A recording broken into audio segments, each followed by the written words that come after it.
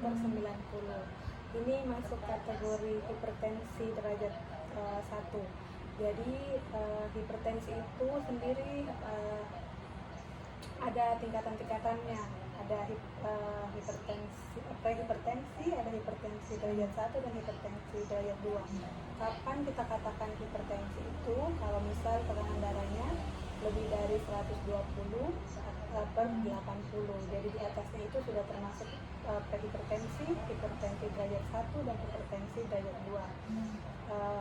Apa-apa yang biasa dikeluhkan sama pasien kalau dia datang, yang kemungkinan dia terkena penyakit hipertensi, yang paling utama biasanya sakit kepala, kemudian rasa tegang di daerah tertentu, ya, kemudian bisa sampai pusing, penglihatannya kabur, pendengaran biasanya rasa telinga berdengung, dan keluhan-keluhan lainnya.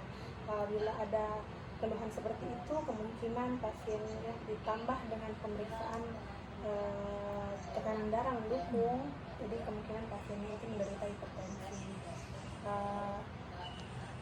Ada beberapa faktor yang bisa bikin seseorang itu kena penyakit hipertensi.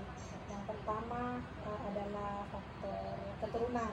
Jadi kalau misal di keluarganya ibu ada yang menderita penyakit hipertensi, misalnya kakeknya ibu atau neneknya, itu bisa menurun ke ibu atau anak-anaknya.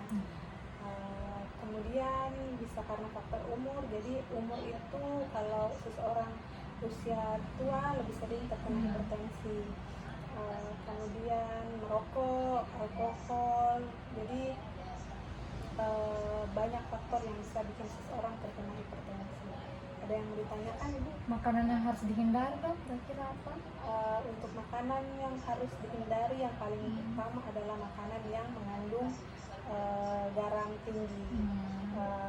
Jadi kurangi makan makanan yang mengandung garam, yang boleh makan tapi ada batasnya, jadi sedikit saja dikurangi.